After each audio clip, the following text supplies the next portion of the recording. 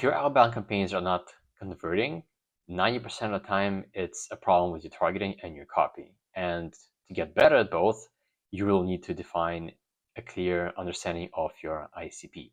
So in this video, what we're going to do is I'm going to show you a simple 15-minute process that we actually use with founders, sales directors, CROs of various types of companies, startups, scale-ups, or mature companies, to help you define a crystal clear ICP that actually converts cold leads into revenue without spinning your wheels. Now, we've run dozens of campaigns across SaaS services, even hard to sell B2B verticals. And the biggest unlock that we've seen isn't better personalization.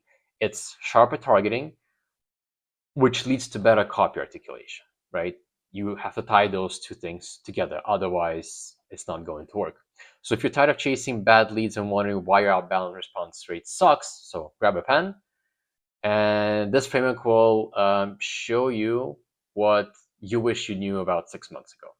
For quick context, if you don't know who I am, my name is Fedor Levikov. I run a lead generation agency, and right now we have worked with over 20 B2B companies, helping them build out and execute outbound campaigns through email and LinkedIn, which typically generate anywhere between 10 to 30 or even more leads on a monthly basis, given the niche, given the offer, given the product.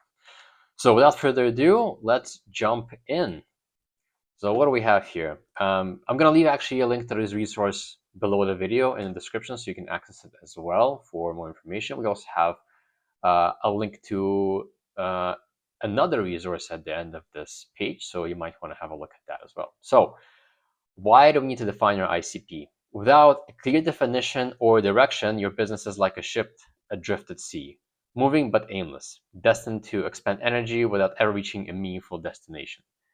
The problem is that most founders actually waste, well, founders and sales leaders waste months targeting the wrong companies and the wrong people, wrong accounts, and wrong buyer personas.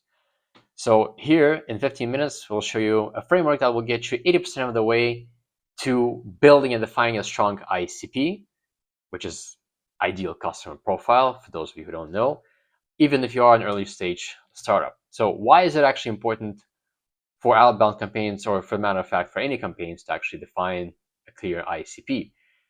Many benefits. Here are some of the 5 that I think are most relevant. Number 1 is once you define your ICP, you have laser focused targeting. You're able to reach out to companies that actually need, can afford, and are ready for your product or service. Your messaging becomes more relevant. You're able to better articulate your offer, how you are unique, and exactly what you're selling. You also get higher ROI on time and spend if you're running paid ad campaigns, right? So instead of chasing low fit, cheap leads, you're able to target those leads and accounts and personas who are actually in the market for your product or service. You also have the benefit of shorter sales cycles. Again, if you're selling to an ICP who recognizes the value behind your product or service, they're more likely to buy much quicker.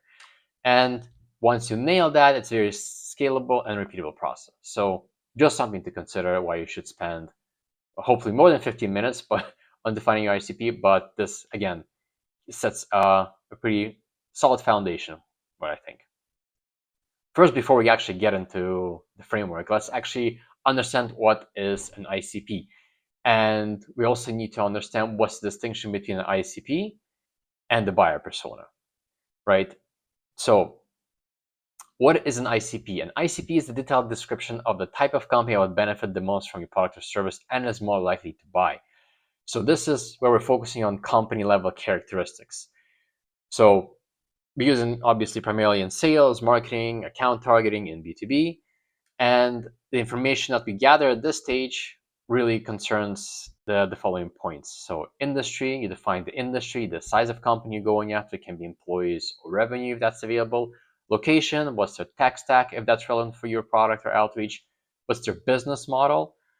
What are their pain points at their organizational level? Very important to understand that. So for example, a mid-market fintech company with 100 to 500 employees in North America using Salesforce, looking to scale their legal ops, right? That's a very tight ICP. Buyer persona, on the other hand, is, let's say, a semi-fictional representation of the individual decision maker or user within the ICP company, right? This is the person who we're going to be reaching out to. This is also used in marketing, sales, product messaging, personalization.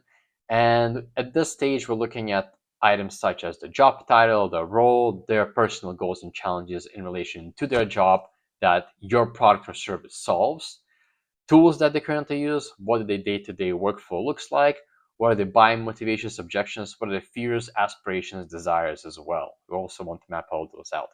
For example, Sarah, a legal operations manager at a Series B company, overwhelmed with managing contract workflows manually and is seeking automation to reduce turnaround time, right? That's a pretty tight description.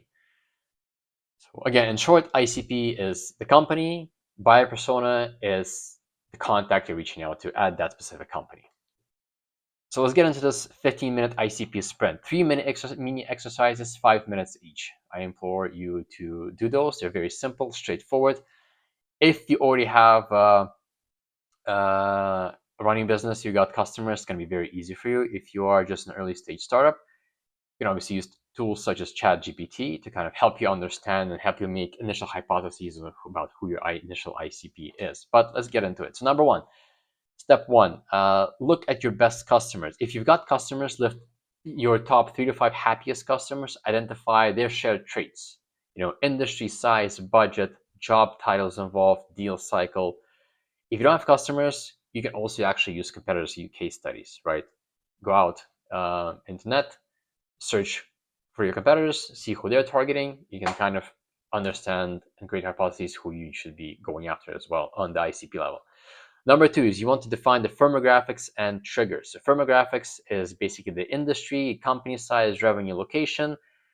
And triggers, you want to understand what could be the triggers and signals, buying signals that could prompt the company to go out looking for products or services like that your company offers, right? Can be, recently raised fundraising if they're looking to hire into new departments or expand their departments, if they have just launched a new product, if you see some company news, or if there are even new regulatory or environmental changes in that might affect this company. For example, our ICP is B2B SaaS companies with 10 to 50 employees, recently funded, hiring engineers, right? That should give you a better understanding of what I mean. And number three, you want to map the roles and their pain points. So this is going on to the more personal levels. This is the buyer persona level. You really want to understand who feels the pain. So which job titles, which positions and roles feel that pain that your product or service solves. You want to understand what other problems they're trying to solve or how they're trying to solve this problem in any other ways at this moment. What outcomes do they care about? What's the desired outcome they want to achieve by solving this problem? What are desires and aspirations? Where do they actually want to be, ideally? For example, our ICP is heads of legal and fintech companies who are struggling to track contracts and spend, right? So this outlining the problem this person is having at the specific company. So that's a pretty simple exercise you can do in maybe 15 minutes. You can use ChatGPT or just simply brainstorm on a piece of paper. However, you do want to do a quick reality check and you do want to go through some iterations because let's face it, your initial ICP won't be perfect and that's okay, right? You need to start outreach, gather feedback, real feedback, refine your ICP, refine positioning, and then go at it again, get some data to constantly improve and iterate your campaigns. Done is always better than perfect. Now, if you want to take your ICP definition to the next level, you can use this piece of resource here, right? So this is what we use for our messaging positioning when we work with our clients. It's a much more detailed exercise. And once you kind of have the initial understanding, you can get this established well. It usually takes our team about 90 minutes to do this with a series of, educated prompts and our own proprietary GPT bot to actually fill all of these out. You got a few pages here. You've got competitive alternatives. You got unique attributions of value, target market characteristics. You got a market category where you define what makes your value obvious for your target customers, any relevant trends that will help you sell your product or service. And then we go into profiling of personas. So we go into profiling of the ICPs. Oops. And as we scroll down, we map up all the problems, desires, failures. It's here. And then we also define that on the personal, so buyer persona level for each person. So understand their responsibility, perception, problems, outcomes, desires, failures, fears, and belief systems. So once that is done, we then have our ICPs defined. We then are ready to create our copy. And if you do this exercise properly, I guarantee you will see a significant increase in the response rate and calls booked from your outbound campaigns. Let me know below in the comments if you have any questions. You can also connect with me on LinkedIn, and you can find this resource in the description of this video as well. So cheers, and I'll see you later.